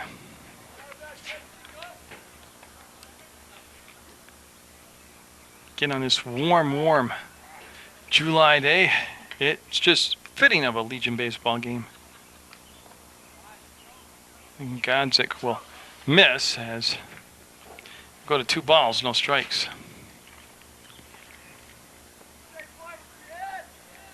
Justin Godzik has played not only in the pitching position here for Legion ball this year. Favreau will sweep it up off the ground on the short hop, make the play to first. That was a much more difficult play than Favreau made that look. He's just a very good fielder. 2 down now, top of the order, and I believe it's going to be Brodt coming up. He came in to replace Caruso defensively last inning.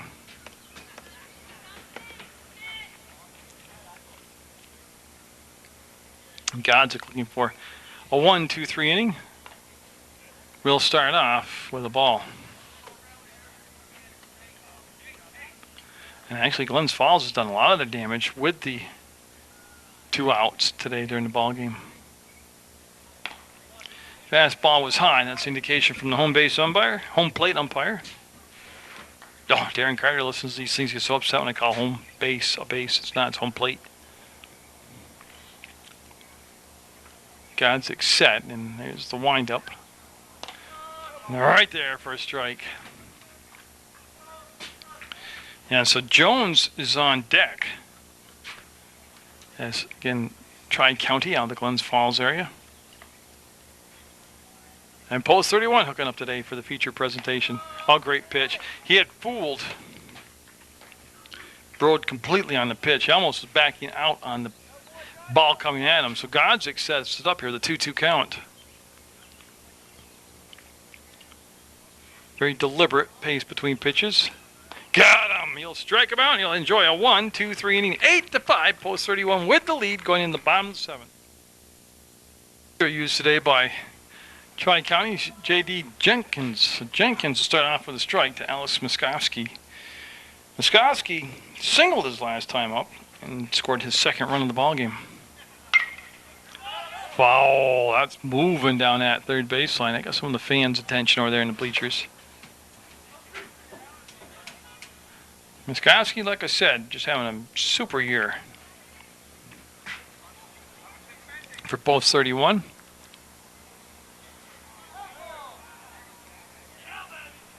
And he was hit by the pitch. Gently, but hit. So Muskoski will head down to first base. Leadoff batter on. TJ Oliver up. He's been making contact today. He's got a couple doubles. Reached on an error on the shortstop. Osick last time. And this part of the order has done a lot of damage for post 31, that Burton connection. This time it looks like they're going to have the out. Jones at third will make the grab. Looking right into that brilliant sun, Jones will retire Oliver. Yeah, Jones has slid over to play third. They put McKinney at second. Now McKinney started off in left, pitched a couple innings. And McMahon up now. McMahon with a couple RBIs today.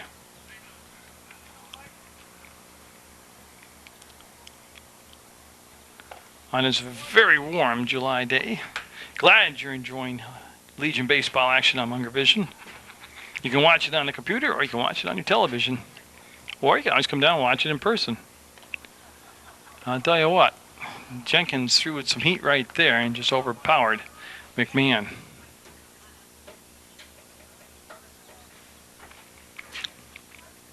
Muskoski with a very conservative lead over at first base, and it's off the fist and foul over the dugout down at post 31 down the first base sign. Good day today to be in some water somewhere. It's summertime starting to go full throttle now. That'll be pulled foul. Yeah, in summertime that means that there's Wednesday night concerts in the park up on Main Street in Rutland by the gazebo. Tuesday night means you go over to Castleton on the Green. There's free music concerts there. Friday night live. Obviously Friday night, downtown Rutland. A lot of music goes on there. So a lot of stuff happening. Got the Proctor Youth All-Star Tournament. It'll be on July 10th and 11th, but you'll be able to catch that on PEGTV.com or on Channel 15 as I'll head over there into the great tradition of that Proctor All-Star Tournament. Runner goes, they'll strike him out, and the throw will end up being backed up by Broughton center field, and there are two down now as McMahon went down on strikes. So they almost able to strike him out, throw him out. And now Dan Favreau up. Last time up he flied out to center field. Now Favreau today had a single in the first, a single in the third, a double in the fourth, and then the flyout. He's got 2 RBIs.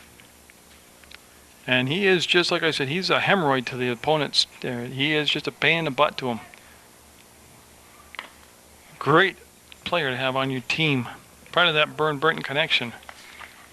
Muskoski, the other two-thirds of that connection out there at second base. Yes, Favreau. Watch that pitch come in high. I tell you, Jenkins comes in and he's got some heat on the pitches. He throws the ball hard. Good change of pace to watch him pitch. And that could be the inning as they'll get it over to first. There's the grab. There's the out. We'll have an 8-5 game going into the 8th on Munger Vision.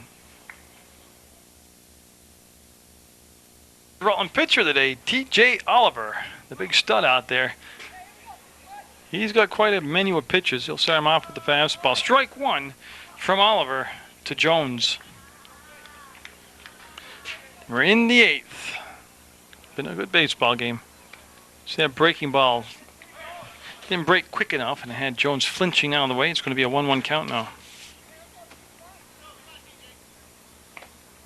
Again, tried to bring it in around the back door and missed. Makes it 2 balls, 1 strike. And that breaking ball's been an integral part of Oliver's success through his career at Legion Ball. But right there, what he just threw, I like that a lot better. Big guy like that, he can throw the heat, and he did.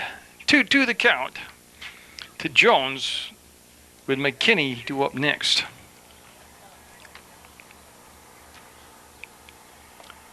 And again, all 3 balls in this count have been on those little nibbling breaking balls. So he's got a 3-2 count. You got to be thinking fastball if you're the batter. Doesn't mean you're going to get it, but he did, and he'll pop it up. And calling for it, Muskoski will make the grab. Again, that's probably, I think, the best outfield in Legion Ball. And you can give me crap, but I got an opinion. Muskoski, good range, strong arm. Triller, good range, strong arm. McMahon, good range, strong arm. So 1 down and McKinney up. Misses with the breaking ball, ball 1. McKinney walked in the first, walked in the third, struck out looking in the fifth, and had a single in the fifth. And that's going to be just beyond the glove of the second baseman Favreau for a base hit. And I should mention there's a defensive change out there. Since Oliver, who was playing shortstop, is in pitching now, Ryan Belomo has gone in to play shortstop. Is Gory up now? So from the stretch, we will watch TJ Oliver. I'm just checking my book to make sure I have the correct people in there. So Oliver got a good move for a righty over to first. That's clubbed. And Miskovsky's not going to get to that one. That's going to roll into the corner. Extra bases. McKinney will stop at third, and that means a double coming up out there for, oh, it's 42, number 12. Well, I don't know who 42 is. I don't believe I have a 42 on my list, but let me take a look. I do. Lingle, Tyler Lingle. So he comes up with a one-out double. Cronin up now. Now Cronin's got 5 RBIs. He has done tremendous damage. You see Oliver electing to go back to the full windup with runners at second and third. Well, see if he gets away from that nibbling and goes right after him with the fastball. Cronin today has been a wrecking crew for Tri-County. That's a good pitch. He jammed him hard inside with that. Yeah, Cronin had a single that drove 2 runs in the first, walked in the third, reached on a fielder's choice in the fifth, and then had a 3-run double in the sixth. TJ Oliver came on in relief of Godzik, who came on in relief of Horvath. And 8-5 the score, but second and third, big threat going here for Burlington, for Tri-County, as they have just the 1 out but 2 runners on, both of them in scoring position. TJ Oliver, they'll fight it off, and McMahon will stay back on the ball and they'll get by him. That's going to allow both runs to score, and they're going to hold him up. Cronin at second base has 7 RBIs for Cronin. That's a couple times today. McMahon's let the ball get by him. And that will bring up Jenkins. And that'll bring a visit to the mound from Coach Belomo.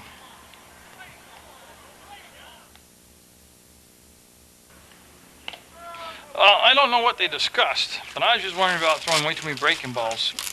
That's one thing I discussed. He starts him off with a fastball there. You got to establish a pitch that you can throw for a strike.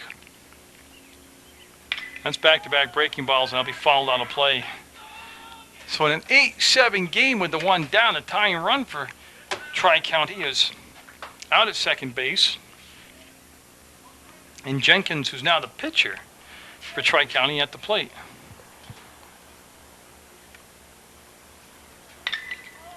And I don't believe Lewicki's going to have enough space. No. It's going to be out play. So we'll hold with the 2 strikes. Well, a strikeout right here would be pretty sweet for TJ Oliver to get him the second out.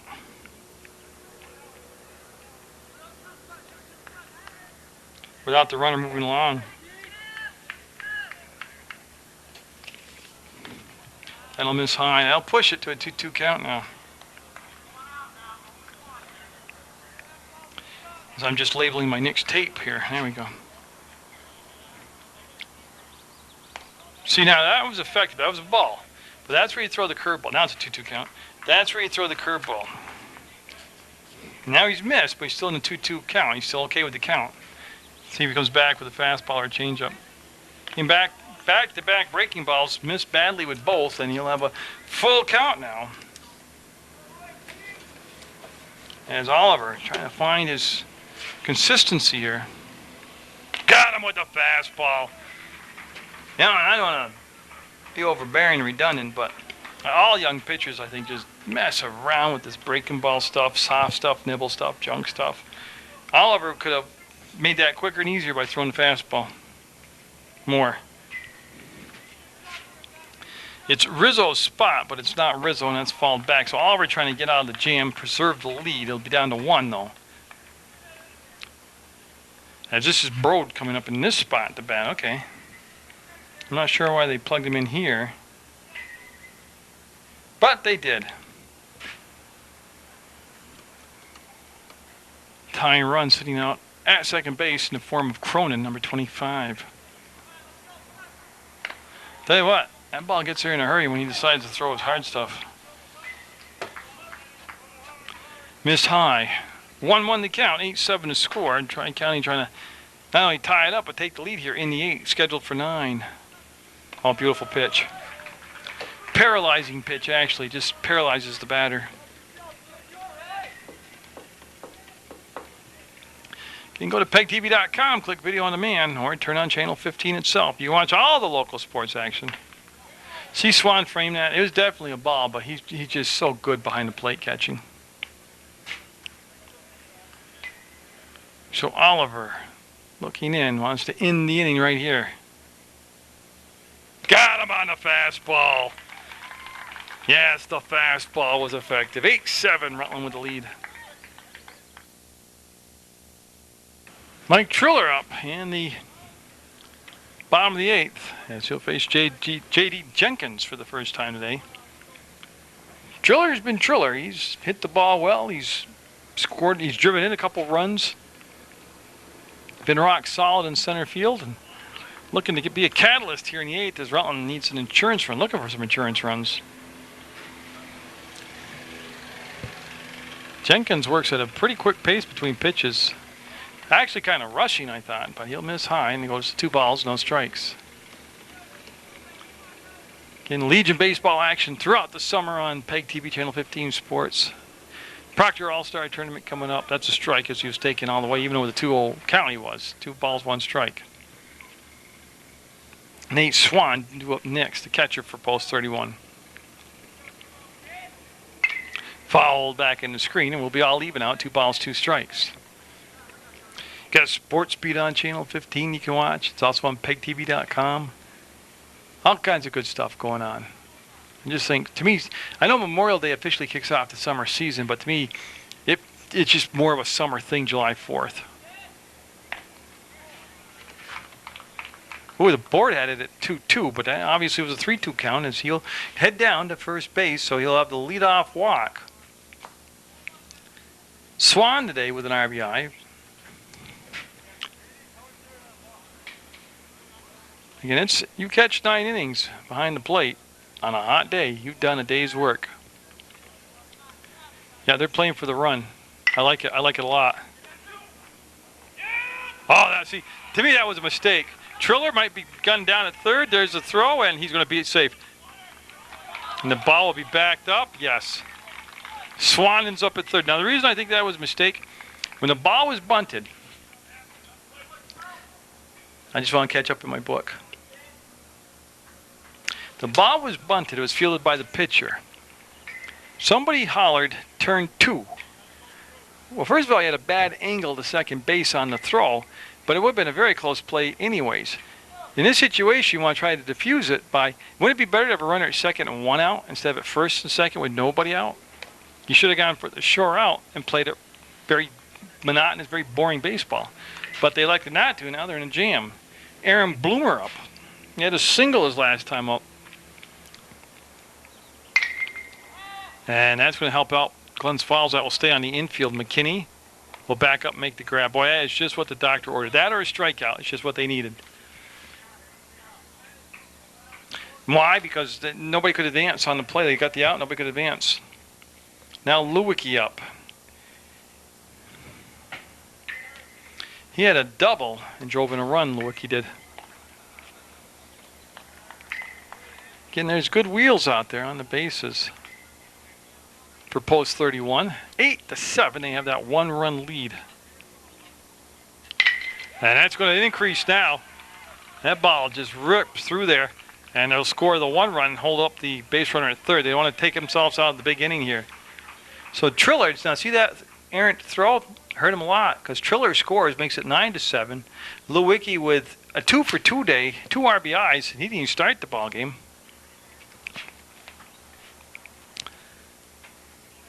And this should be Jeff Bloomer up now. Much easier to keep up with the Rutland changes just because I'm very familiar with the team. So Bloomer can't catch up to that J.D. Jenkins fastball. Will be swinging a miss. First and third, one down, 9-7 Rutland. That could prove to be quite a huge run right there. Oh, they're not done yet.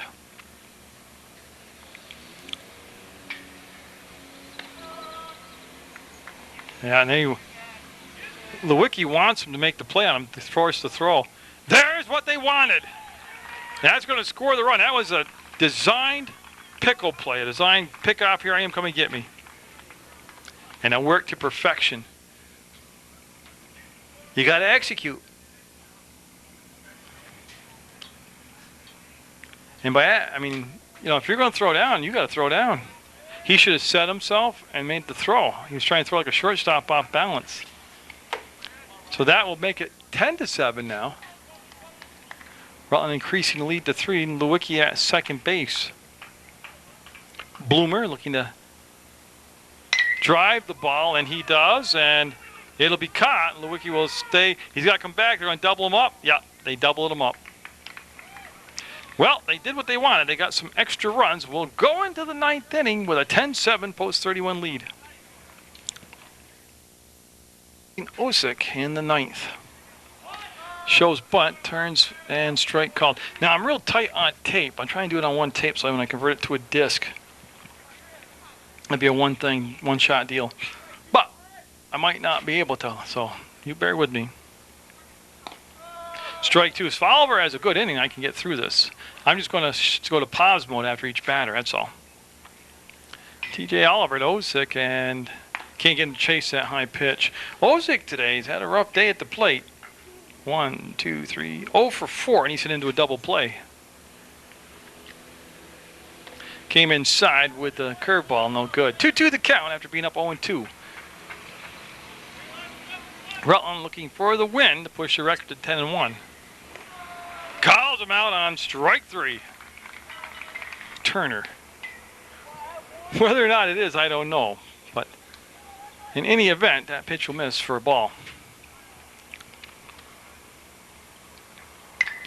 Out of play, 1-1 to count. So it's Lewicki at third defensively. Belomo's at short. Favreau is at second. Bloomer at first. Swan behind the plate. Outfield never changed. It's McMahon, Triller, and Miskovsky. Oliver on the mound came up high and tight and missed with a 2-1 count. Again, Rutland's only loss to date coming in league to Bellows Falls in a game I didn't tape because I didn't have it on my schedule they gave me. It happens. Inside again, and he'll miss again. So top of the order on deck, and right now Oliver down in the count. There he goes. Almost aimed that fastball at 3-1.